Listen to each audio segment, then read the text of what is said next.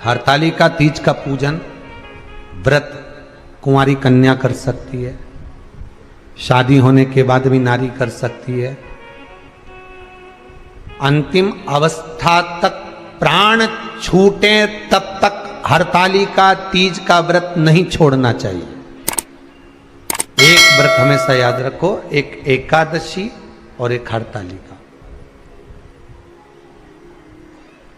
हाँ, इतना जरूर है, ज्यादा शरीर बेकार हो गया, बुढ़ापा आ गया, शरीर नहीं साथ दे रहा, तो कुछ फल खा लो, कुछ चाय दूध जूस आप लेकर कर लो। इतना भी नहीं बने, शरीर बहुत ही बेकार हो गया, तो आप एक समय फल का फलहार धारण कर लो, ठीक है। पर हरतालिका व्रत करने वाली माताएं भले उद्यापन कर दे, तो उस व्रत को थोड़ा हल्का कर लो। उद्यापन करा मतलब तुमने व्रत को हल्का कर लिया, थोड़ा हल्का कर सकते।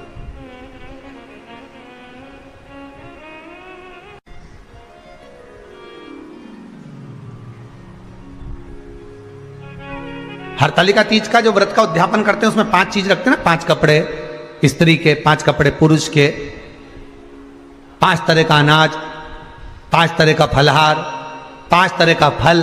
तो 5 तरह का जो फल रखाता है हरतालिका तीज के उद्यापन में, दुनिया के लोग उस 5 तरह के फल को केला गिन ले, पपीता गिन ले, मौसम्बी गिन ले, और अनार गिन ले, संतरा गिन ले, सब कुछ गिन लेते हैं, पर उस 5 तरह के फल में धतूरे को नहीं गिनते। पर शिव कथा में वर्णन आता है, हरतालिका तीज के उद्यापन में लिखा हुआ है, सबसे पहले 5 फल अगर गिनना है तो उसमें पहले धतूरे को गिनो, क्योंकि शंकर को वो प्रिय होता है, शंकर उसको स्वीकार कर लेता है। और धतूरा शंकर भगवान को क्यों चढ़ाया जाता है उसका प्रसंग आपको पहले भी कहा, आज फिर कहते हैं। धतूरा जब हम भगवान शंकर को समर्पित करते हैं तो हमारा कोई कार्य अटक रहा होता है, जिस कार्य को बार बार एग्जाम में बैठे हो, बार बार परेशान हो रहा है, बार बार इंटरव्यू देने जा रहे हो, नहीं हो रहा, एक बार धतूरे को हृदय से, भगवान को प्रेम से, करुणा सागर मेरे शंकर को दिल से एक बार वो धतूरा भगवान से विनती कर कर उसको चढ़ाओ तो सही,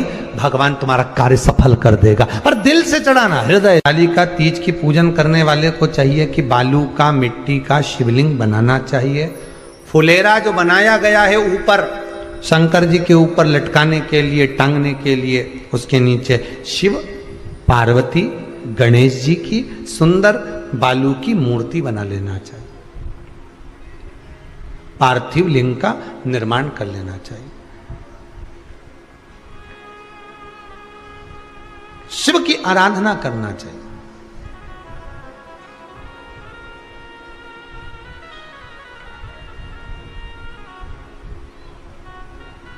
जो फल आपके पास में हो शंकर को समर्पित करना चाहिए, पूजन करना चाहिए,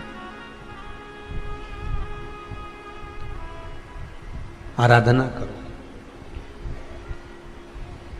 सबसे पहली पूजन हरतालिका तीज की प्रदोष काल के अंतर्गत हो जाना चाहिए, शाम के समय पर। प्रयास करो प्रदोष काल के समय पर पहली पूजन हो जाए तो ज़्यादा अच्छा। पर लोगों की आदत रहती है कि 8 बजे तक, 8:30 बजे तक, 9 बजे तक पहली पूजन करें, फिर दूसरी आराम से, फिर तीसरी, फिर आराम से, फिर चौथी। तो ऐसा सब अपने अपने हिसाब से। पर शास्त्र रीति कहती है कि प्रदोष का जो समय होता है, प्रदोष काल जो होता है, शाम का जो समय होता है, उस समय पर हरतालिका तीज की पहली पूजन हो, जिससे आपका स्मरण चित्त शंकर भगवान में उस घड़ी, उस पल, उस क्षण में आप शिव के हो जाएं और शंकर आपका हो जाए। हाँ, अगर किसी के आने में देरी हो, कोई आ नहीं पा रहा है, बहुत देरी हो रही हो, तो हरतालिका पूजन व्रत वर्णन करता है कि शिवलिंग का निर्माण, पार्वती जी की मूर्ति का निर्माण, गणेश जी का निर्माण और फुलेरा जो बनाया हुआ है, ये प्रदोष काल के पहले बनकर तैयार हो जाना चाहिए। प्रदोष काल के अंतर्गत फुलेरा नहीं बनना, फुलेरा पहले बन जाना चाहिए। और बहुत विशेष बात ध्यान रखिए हरतालिका तीज की, कि शंकर जी का जो अपने स्वरूप बनाया है, पाटे में, थाली में, चौकी पर, चौरंग पर जो स्वरूप बनाया है, वो पहले नहीं रखना है। पहले क्या बांधना है? फुलेरा। पहले फुलेरा बांधिए, उसके बाद उसके नीचे शंकर जी को रखिए। कई अब जो हरतालिका तीज का पूजन करते हैं तो उनके लिए हो गया। अब दूसरे के लिए भी सुन ले। जो नारी हरतालिका तीज का पूजन नहीं करती, व्रत नहीं करती, साधना नहीं करती, उसके लिए भी कहा गया कि आप अगर ये व्रत नहीं करते हो तो एक कार्य जरूर करना, कहीं पर फुलेरा बंधा हो, हरतालिका की पूजन हो रही हो, 5 मिनट 10 मिनट निकालकर अपने आसपास के किसी पौधे में से पत्तियां लेकर या पुष्प लेकर, 5 वृक्ष की पत्ती या 5 वृक्ष के पुष्प लेकर शंकर भगवान को जब पूजन हो रही हो, 5 मिनट माताएं जब पूजन कर रही हों, तब आप भी उस पुष्प को, उस पत्तियों को शंकर को समर्पित कर सकते हो। ये नहीं चढ़ा सकते तो 5 फल नहीं चढ़ा सकते तो 5 कुछ भी पुष्प आदि का आप शिव को समर्पित कर दो। पर क्यों चढ़ाया जाता है, किस लिए चढ़ाना चाहिए? तो कहा कन्या स्त्री अगर मान लो हरतालिका का व्रत नहीं करती, पूजन नहीं करती, आराधना नहीं करती, तो वो कन्या, वो नारी, वो स्त्री, वो पुरुष कार्य तो बहुत करेगा, दुकान भी 4 चलाएगा, व्यापार भी बढ़ाएगा, पर संपदा को जोड़ नहीं पाएगा। 1 रुपए कमाएगा, 1.25 रुपए खर्च वाला काम चलेगा।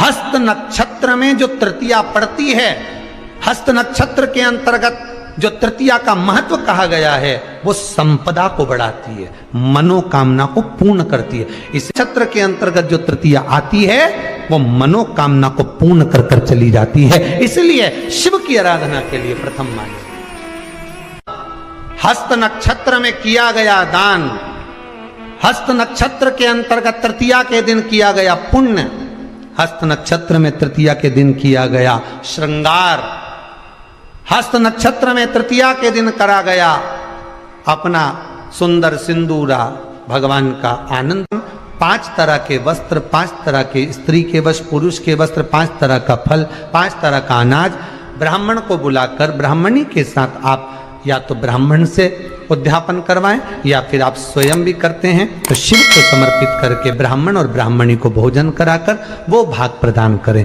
यही हरतालिका तीज के उद्यापन का वर्णन आता है। सुंदर भाव से हरतालिका माता आप सभी की मनोकामना पूर्ण करे। हर हर महादेव।